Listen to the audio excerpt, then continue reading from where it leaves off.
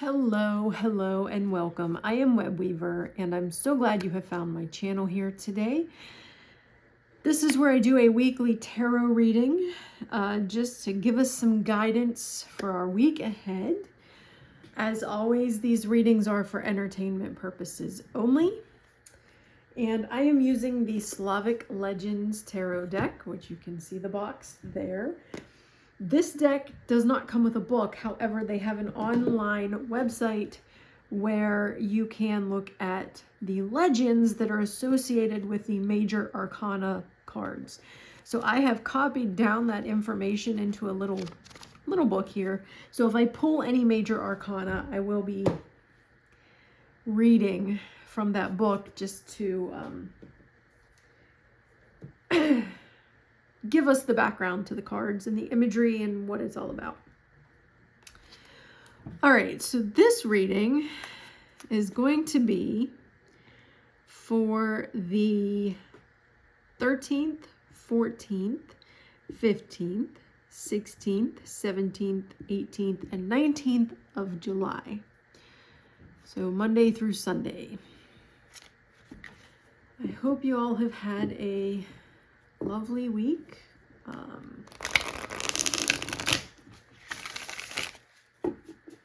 I will just quickly address today's news. I woke up to a text message from my sister-in-law with a screenshot of the news of the day about the crossing of the veil of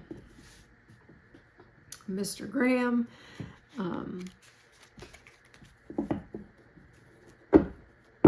I do not celebrate necessarily, but the world feels a little lighter because we're a warmonger and your actions have led to the harm and death of thousands of others. You're not going to get my sympathy. But the way that I view death and many pagans view death, we come here to learn. We come here for our soul to learn the lessons it needs to level up in the next lifetime and learn more lessons, and continuing that process until eventually we have learned the lessons and can remain in spirit as a spirit guide. That is the way I view the entire process. So I am grateful that his period of lessons are over. I hope that his soul has learned something and will review those lessons while in the interim before returning into that soul's next life. That is how I view all of this. So that is where we are. All right.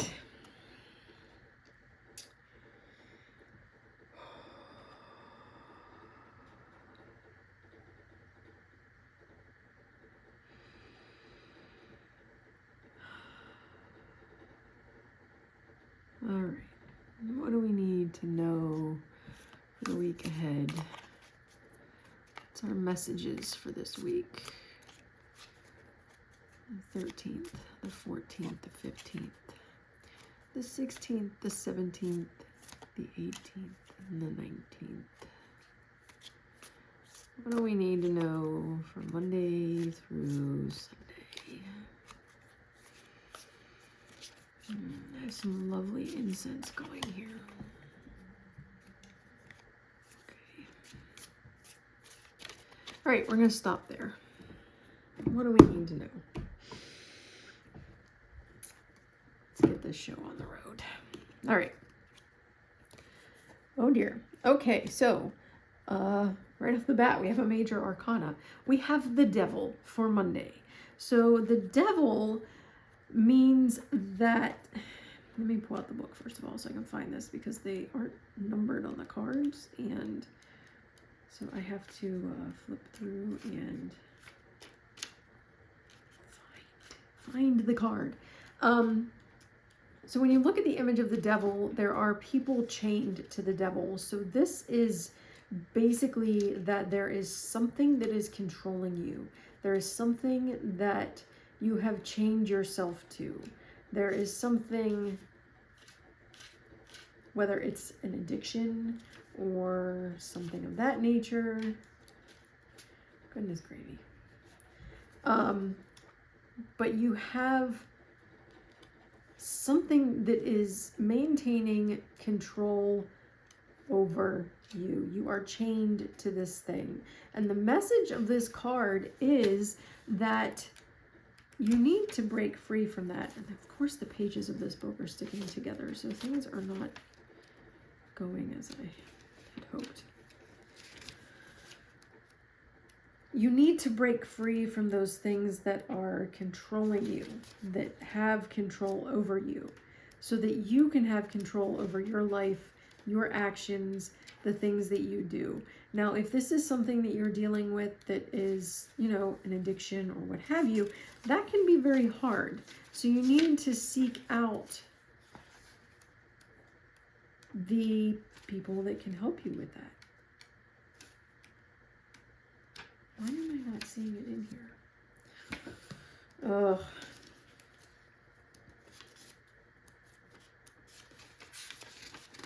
Maybe it wasn't in the book. Or on the webpage.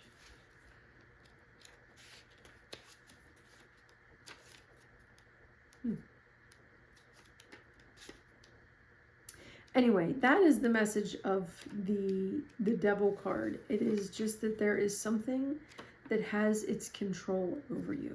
And you need to make sure that you have control over you. So whatever it is, maybe you have a shopping addiction. Maybe you are drinking to compensate for the... Here it is. All right. The terrible things that are going on in the world. But if you are chained to this devil, it's time to break free from that. So the Devil card is depicted at, it is Chernobog, which is very close to Chernobyl. I found that interesting when I wrote this. I knew it was in here. It is associated with darkness, evil power, and ill fate. His name can be translated as Black God or God of Darkness. Chernobog was believed to be the opponent and counterpart of other Slavic deities, such as the god of light and goodness, Belobog. He was considered the ruler of dark forces, evil, and misfortune. He was often associated with darkness, night, death, and other negative aspects of life. I personally wouldn't say those are negative aspects of life, but that is the current... that's how people view them commonly in the modern world, but we'll not get into that right now. I do not say negative. I say beneficial or baneful or challenging aspects of life. The portrayal of Chernobog varied depending on the region and time period. In some beliefs, he was depicted as a giant or a man with a dark appearance, sometimes with horns or other animal features. He was also associated with wild animals like wolves or vultures. In some beliefs, he was regarded as a guardian of the balance between good and evil, while in others he was perceived as ruthless and unpredictable. He was sometimes depicted as the ruler of the underworld or as one of the cosmic gods. Chernobog was often feared and respected by Slavic communities, and rituals associated with him aimed to appease his malevolent power or ward off his influence. It was believed that Chernobog influenced human destinies, bringing failures, illness, and misfortunes. In contemporary interpretations, Chernobog is often seen as a symbolic embodiment of darkness, mystery, and the unknown aspects of human nature. His character serves as a reminder of the existence of unfathomable and elusive aspects of life and the universe. So, in paganism, in witchcraft, at least the eclectic witchcraft that I practiced and was trained in, we don't believe in hell. We don't believe in Satan, the devil, right? Like, not the way the Christians portray it. So while it is called the devil, this is more about things that control you, that you allow to control you, and a need to break free from that. So that is the message for Monday.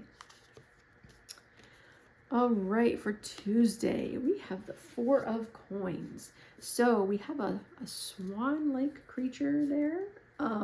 Actually, I think that, no, I guess that wasn't on the front of the book. I don't know why I thought that one was on, or on the box. I don't know why I thought that was on the front of the box. Anyway, so coins have to do with the element of earth, which is the physical, right?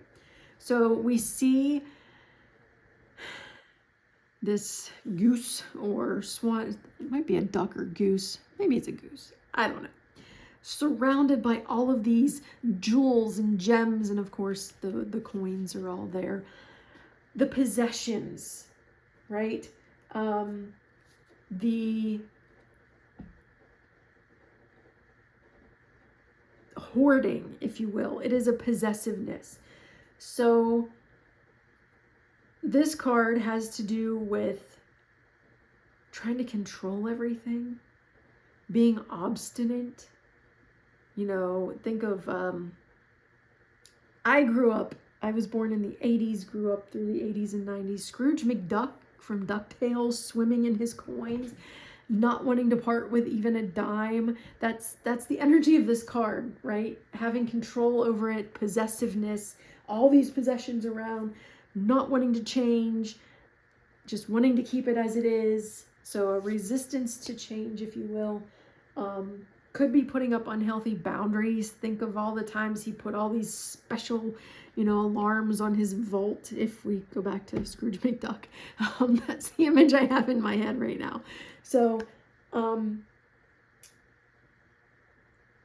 he's got his money, he's got his gold, he's got his mansion, he's got all of his things, but he never really seems happy, right? He's always cranky, he's always grumpy.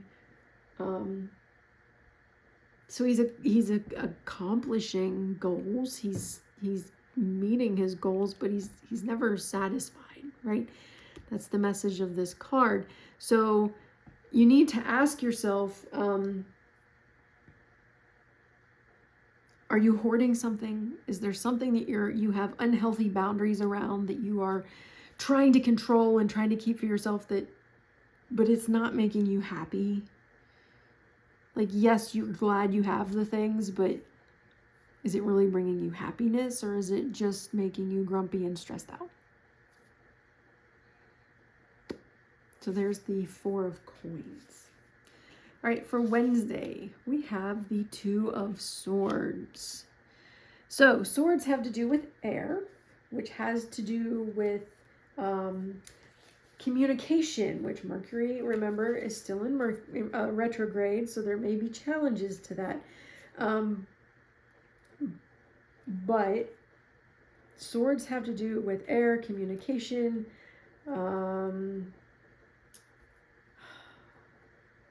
knowledge, learning, anything having to do with that.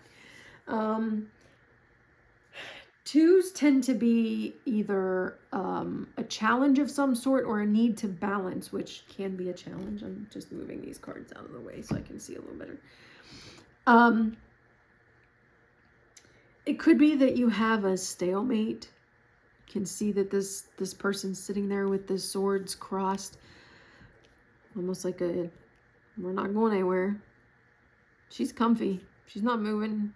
She's blocking the way, right? There's some kind of stalemate happening. It could be that the heart and the mind are not in agreement. There's some kind of something that we may be avoiding. Again, with the unhealthy boundaries, actually. It could have to do with unhealthy boundaries. So this week we are really kind of theming on that, right? Like, what are we obsessing about? What are we tied to? What kind of unhealthy boundaries are we putting up around our possessions and our emotions, wanting to block something? I'm sensing a theme here. All right, Thursday, we have the Emperor. The Emperor is a father-like figure. He looks very much like the dwarves from the Hobbit movies, as I picture them. I'm a big Hobbit, Lord of the Rings fan. So, but he is very much a father figure, and it has to do with like the structure, that stereotypical fatherly figure, providing the structure, having the authority. If you think to all of the old 1950s, all those terrible stereotypes, but you wait till your father gets home. I mean, that was probably even my childhood, but he's an authority figure. He is a leader. He's a father figure. He's a loving husband. He's not authoritarian father figure, but he is the authority of the family. So this card has to do with that leadership, that authority figure, authoritative instead of authoritarian, being responsible, being balanced, creating some kind of stability. So it looks like this week we're going to be looking at our unhealthy habits and addictions, and what are we hoarding, and what kind of unhealthy boundaries are we putting up? Are we really doing what we need? Or is our heart and mind in agreement here, or are we at a stalemate? And then by Thursday, we're being called to find that stability, that balance, take control of our lives in whatever way we need, create the order that we are craving, that maybe we haven't been addressing. Friday, oh wait, the Emperor is a major arcana. Sorry, I almost forgot. Give me one moment. There it is. So the inspiration for the Emperor card is Rod, who in Slavic mythology is considered the supreme god and is associated with fertility, the care of the family, and destiny. He was also the god of the family, nation, tribe, ancestors, judgment, fate, and spiritual continuity and fatherhood. Thus, his function aligns perfectly with the archetype of the Emperor card representing the father. Unfortunately, information about Rod in Slavic mythology is limited and incomplete because of a lack of written resources. Most of the information about him comes from scholarly research, speculation, and reconstruction. Rod is often depicted as a male figure, primarily associated with the fertility of the land and agriculture. His worship was connected with practices related to harvest, planting, and the abundance of crops. It was believed that Rod oversees the process of life, ensuring fertility and prosperity. Rod also had the role of protector in the family and lineage. He was considered a guardian of traditions, values, and family ties. He was often invoked for family blessings, protection against evil spirits, and the transmission of ancestral wisdom. Nevertheless, due to the lack of available written sources, much of what we know about him is unknown or uncertain. So that is the Emperor. For Friday, we have Strength. And I love the Strength card. Let me make sure that's in the picture. Yes. Okay. I love the Strength card because it's not the type of strength that is showy and boisterous. Like, you know, I got to go out and fight all the things to maintain control. I have to do all of these things to maintain control of everyone. This is a quiet inner strength. The Strength card is not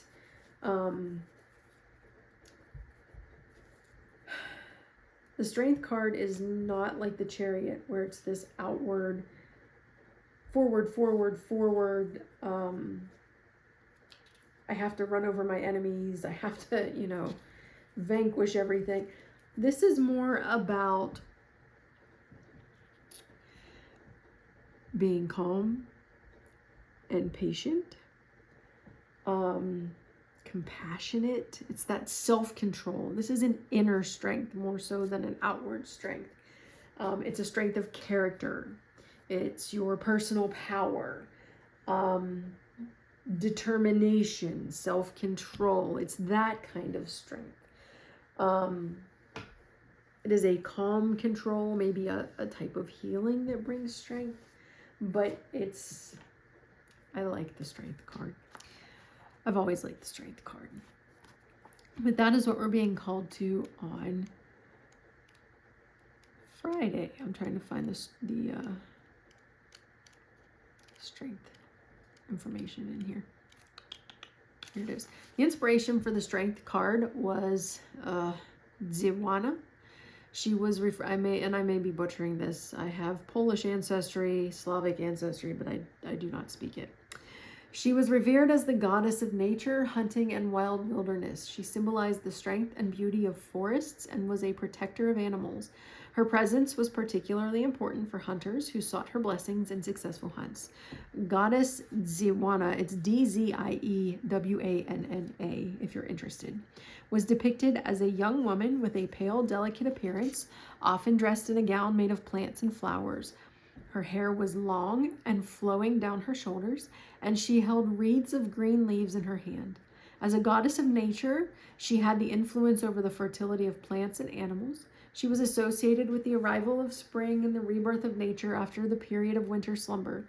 It was believed that her presence brought abundance and prosperity. As the patroness of hunts, she aided in successful hunting and ensured the availability of wild animals.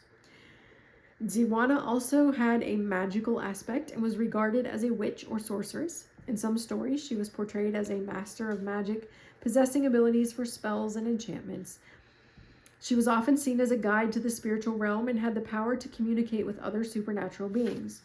She was also associated with fertility and rebirth. Her cult was tied to the cycle of nature, where forests rejuvenated after winter.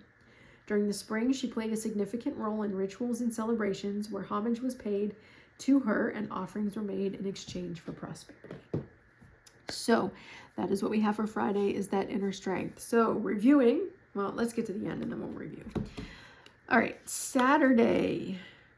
Oof. Okay, we have the Ten of Swords. So something is coming to an end on Saturday, and it may have to do with something in regard to communication or knowledge. Anytime you have a 10, that is something is done. Something is over, right?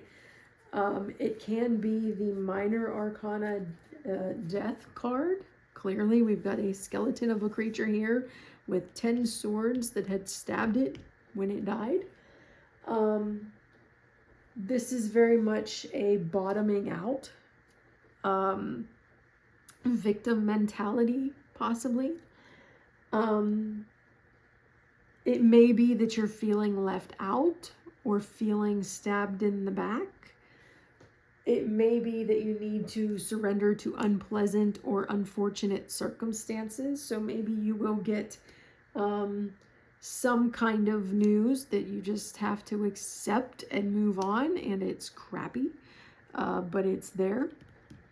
But this is the kind of card where, like, you get, being a 10, it's the end of the situation, the end of something, and you're just kind of like, well, I'm glad that's over, right?